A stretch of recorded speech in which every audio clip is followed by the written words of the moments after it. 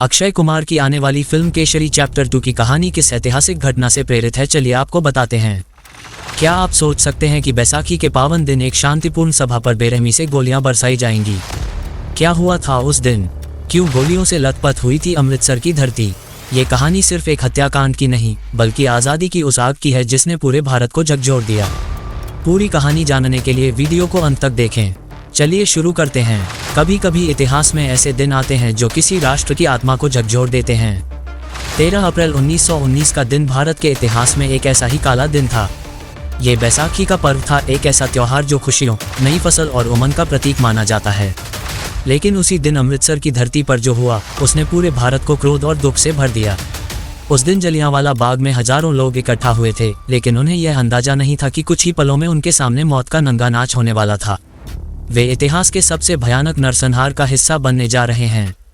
ये कहानी सिर्फ एक हत्याकांड की नहीं है, बल्कि यह कहानी है अन्याय के खिलाफ उठती आवाज़ों, नृशंस हुकूमत की क्रूरता और एक ऐसे नरसंहार की जिसे कभी नहीं भुलाया जा सकता।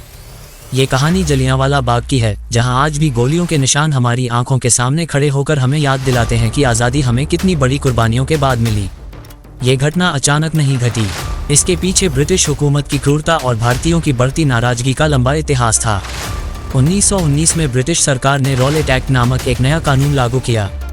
इस कानून के अनुसार किसी भी भारतीय को बिना किसी मुकदमे के गिरफ्तार किया जा सकता था, जेल में डाला जा सकता था और किसी भी प्रकार की कानूनी सहायता नहीं दी जाती थी। ये कानून भारतीयों के लिए गुलामी की बेड़ियों को और मजबूत करने वाला था। पूरे देश में इसके खिलाफ गुस्सा फैल गया। महात्मा गांधी ने इस कानून के खिलाफ सत्याग्रह आंदोलन छेड़ दिया। अमृतसर में भी इसके खिलाफ प्रदर्शन तेज हो गए। ब्रिटिश सरकार को यह सहन नहीं हुआ। उन्होंने अमृतसर के दो प्रमुख नेताओं डॉक्टर सत्यपाल और डॉक्टर सैफुद्दीन किचलू को गिरफ्तार कर लिया और उन्हें शहर से बाहर भेज दिया। ये खबर आग की तरह फैली और लोगों का आक्रोश भड़क उठा। 10 अप्रैल 1919 को अमृतसर में हजारों लोग सड़कों पर उतर आए और ब्रिटिश सरकार के खिलाफ प्रदर्शन करने लगे। लेकिन सरकार ने इस विरोध को बर्बरता से कुचल दिया। ब्रिटिश पुलिस ने निहत्थे प्रदर्शनकारियों पर गोलियां चलाईं, कई लोग मारे गए। शहर में तनाव बढ़ गया। 10 अप्रैल की हिंसा के बाद 13 अप्रैल को बैसाखी के दिन जलियांवाला बाग में एक शांतिपूर्ण सभा बुलाई गई थी। इसमें हजारों लोग शामिल हुए थे, कुछ विरोध करने आए थे, कुछ सिर्फ बैसाखी मनाने। लेकिन ब्रिटिश सरकार इसे बर्दाश्त करने के मूड में नहीं थी। शाम के करीब 5:15 बजे general Reginald Edward Harry Dyer अपने 90 सैनिकों के साथ बाग के एकमात्र प्रवेश द्वार पर आकर खड़ा हुआ। उसके सैनिक 303 ली एनफील्ड राइफल से लैस थे। डाय ने बिना किसी चेतावनी के अपने सैनिकों को आदेश दिया, फायर। तुरंत ही गोलियों की बौछार शुरू हो गई। लोगों के पास बचने का कोई रास्ता नहीं था। जलियांवाला बाग चारों तरफ से ऊंची दीवारों से घिरा हुआ था। इसमें सिर्फ एक संकरा रास्ता था जिससे डाय और उसके सैनिक अंदर आए थे। लोग भागने की कोशिश कर रहे थे, लेकिन दीवारें बहुत ऊंची थीं। सैनिकों ने सीधे भीड़ के सबसे घने हिस्से पर गोलियां चलाईं, जिससे अधिक से अधिक लोग मारे जा सकें।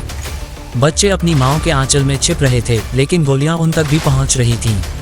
कुछ लोग दीवारों पर चढ़ने की कोशिश कर रहे थे, लेकिन पीछे से आती गोलियां उन्हें गिरा देती थीं। सिर्फ 10 मिनट के अंदर 1650 राउंड गोलियां दाग दी गईं। लोगों के पास बचने का कोई रास्ता नहीं था। कुछ लोग एक कुएं में कूद गए, लेकिन वह कुआं भी उनकी कब्र बन गया।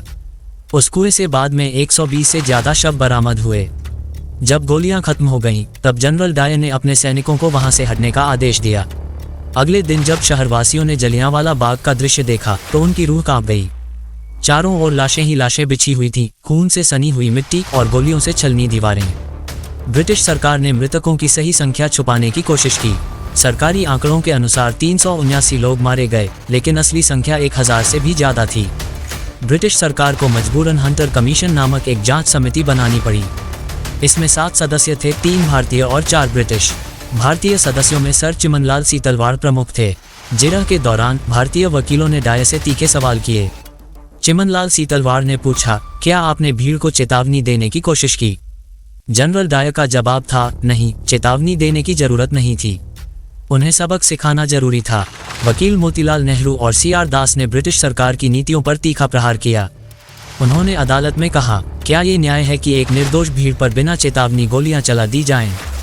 क्या ब्रिटिश सरकार इसे सही ठहराती है? हंटर कमीशन ने जनरल डाय को दोषी माना, लेकिन उसे कोई सजा नहीं मिली।